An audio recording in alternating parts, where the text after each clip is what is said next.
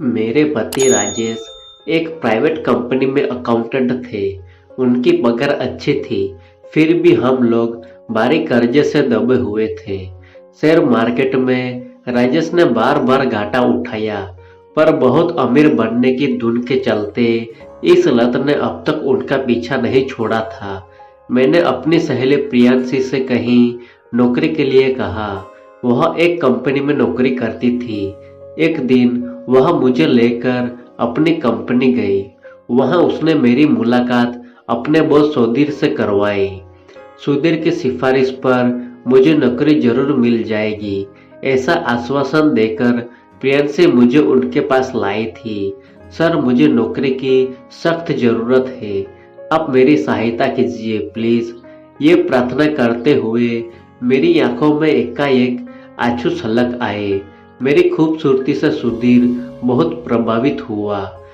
मैंने अब तक सुधीर के दिल में खास जगह बना ली थी। उन्होंने मुझसे कहा कि मैं भविष्य में उनसे संपर्क बनाए रखूं। मैं पूरी कोशिश करूंगा कि आपका काम हो जाए। इस कागज पर आप जरूरी संपर्क लिख दे।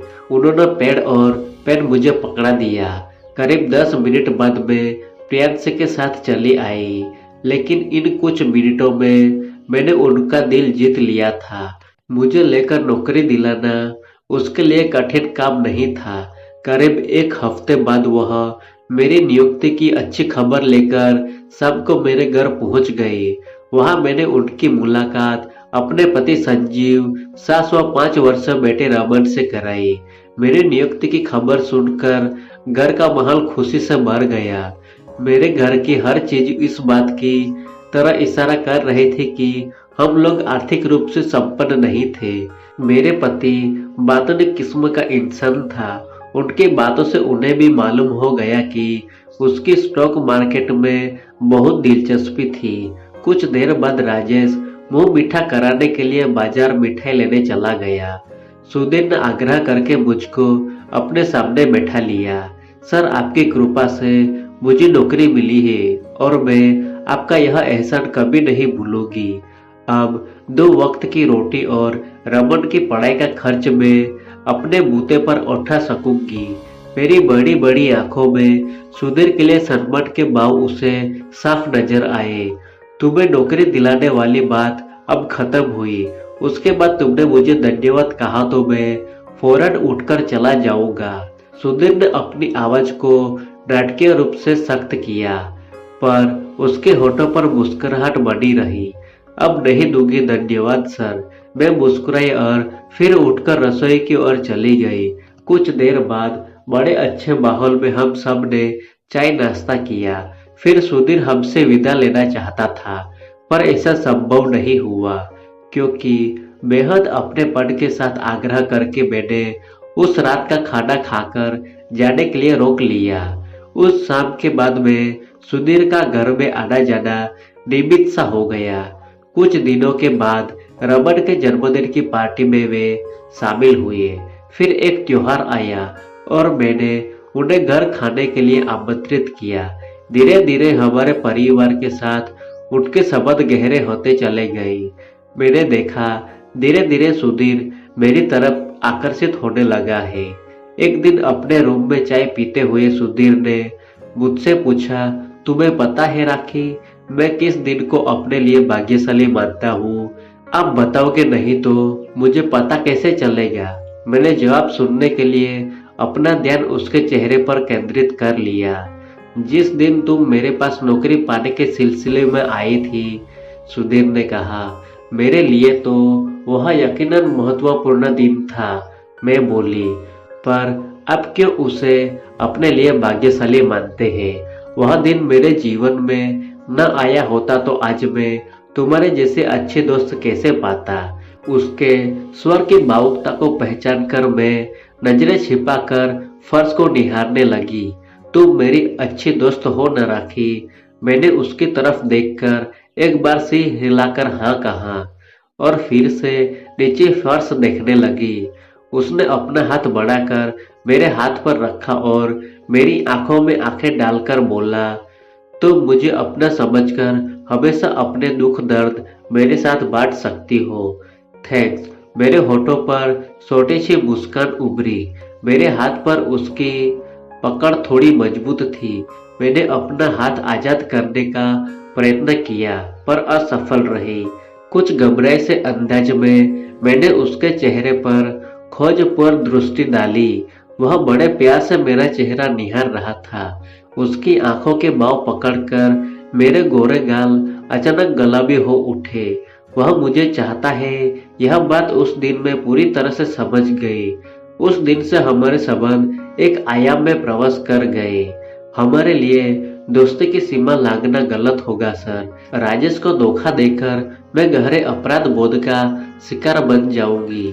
जब भी वह मुझसे प्रेम का इजहार करने का प्रयास करता, मेरा यही जवाब होता। मुझको उसे प्रस्ताव में बिल्कुल रुचि ना होती तो मैं आसानी से उसे करनी काट लेती। मैं अपने घर की परिस्थितियों से खुश नहीं थी। राजेश का व्यवहार, आदतें, वह घर का खर्च चलाने में उसकी असफलता मुझे दुखी रखते। सुधीर मेरी बातें बड़े धैर्य से सुनता। जब मेरा मन हल्का हो जाता तभी वह हंसी मजाक व छेड़छाड़ शुरू कर देता।